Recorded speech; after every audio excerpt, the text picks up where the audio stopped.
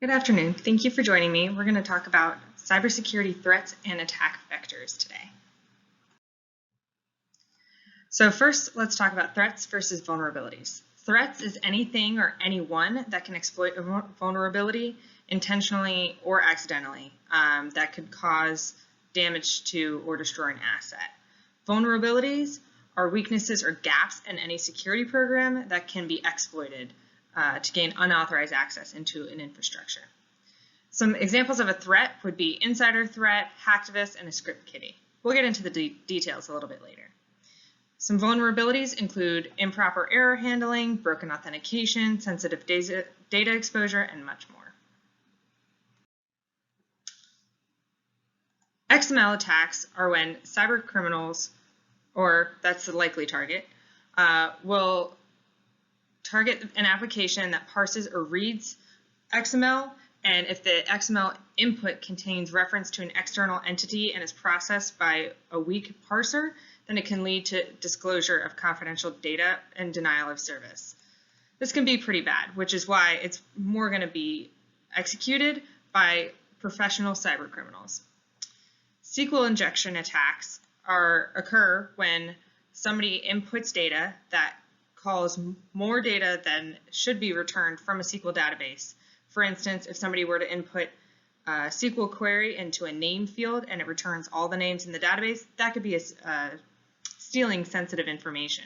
So this will typically be done by advanced persistent threats because it's a little bit more sophisticated and generally targeted. Overflow attacks occur when the amount of data that is submitted is larger than the buffer can handle. So this type of attack is typically going to be possible due to poorly written applications. So again, this is going to be a little bit more sophisticated and targeted. So advanced persistent threats are going to carry this one out. Remote code execution occurs when a hacker gets into the local system and executes code that resides on another machine. It could be located anywhere in the world and embedded into user sites. So it's pretty dangerous. However, it's mostly going to be done by social activists or hacktivists. Directory traversal occurs when malicious individuals are able to access parts of a directory to which they shouldn't have access to. They're able to break out of a root folder or a folder that they do have access to, but this is going to be pretty targeted and somebody that is more than likely inside an organization, so we'll attribute this to insider threats for the most part. Privilege escalation occurs when a hacker is exploiting a bug or a weakness in an operating system or an unpatched system. And this typically can lead to deleted files, viewing private information, or installing unwanted programs such as viruses. And it's going to be a little bit more targeted and carried out by cyber terrorists. To continue, password spraying is a technique that is used to identify the passwords of domain users. So instead of targeting one single person, it's going to be a brute force of multiple accounts using the same password.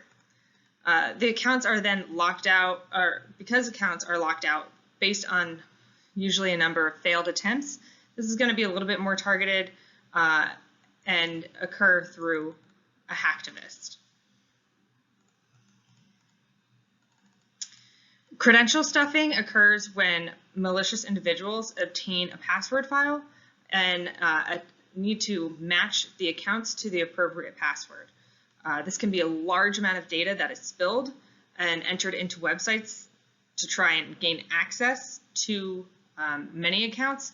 However, because you already have access to the file and all the passwords, it's not going to be very sophisticated and most likely will be carried out by a script kiddie.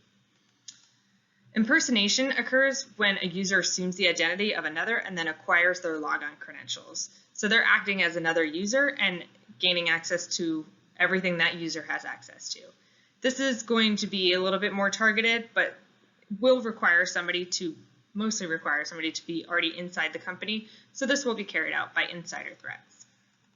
Man-in-the-middle attacks occur when an attacker takes control of information flow between two systems. This is going to be pretty targeted, and you're generally redirecting specific or capturing specific information, so it's going to be carried out by cyber terrorists.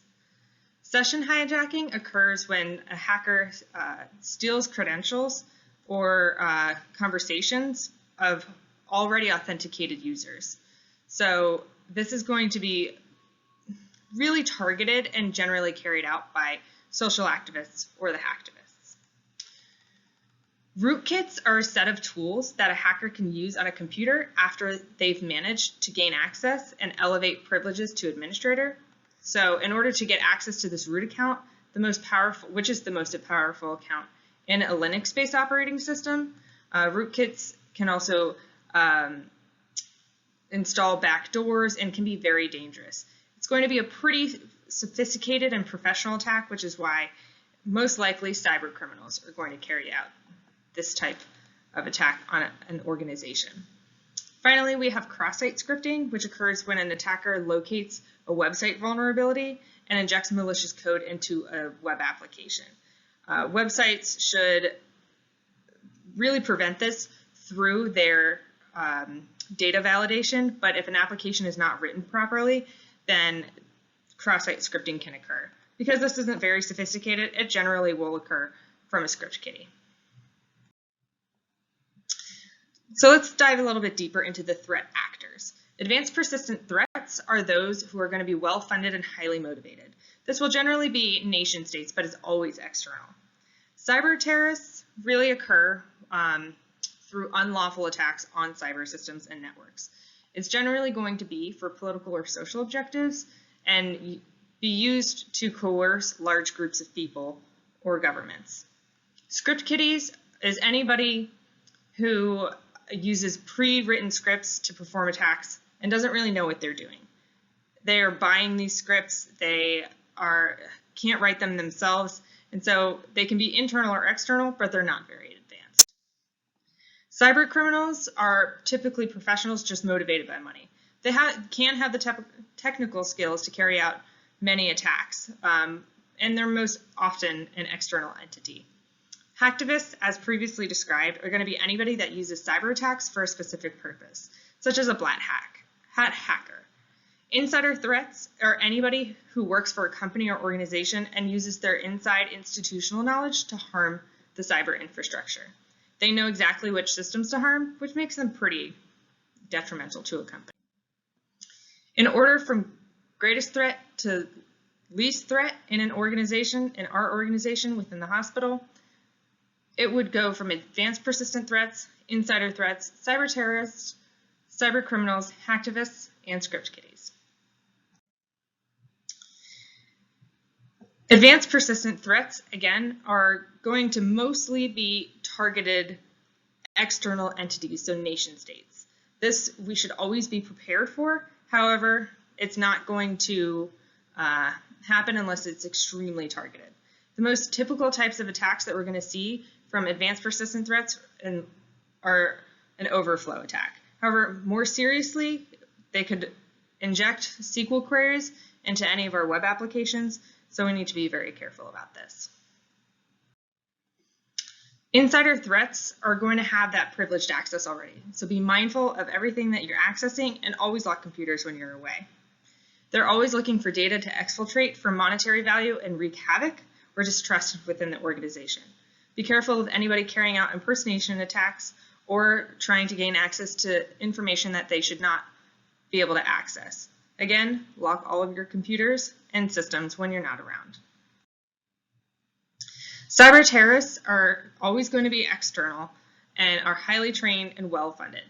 So they're going to try and coerce anybody within the company or organization for their own gain and try to gather privilege escalation rights. Be careful of anybody asking specific questions that they don't need to have access to. Also be mindful of man-in-the-middle attacks. Try and use encryption and VPNs wherever possible. Cyber criminals are always going to be professionals. They're looking for monetary gain and don't really care about the attack that they're carrying out. However, they are already well-funded, so they do have the technical skills and capabilities. They're generally going to be using XML attacks, but can use techniques more serious, such as rootkits. Hacktivists really aren't going to be targeting our hospital, but should also be on the mindset at all times. They're going to be external entities with extreme technical skills trying to pursue a social or political agenda.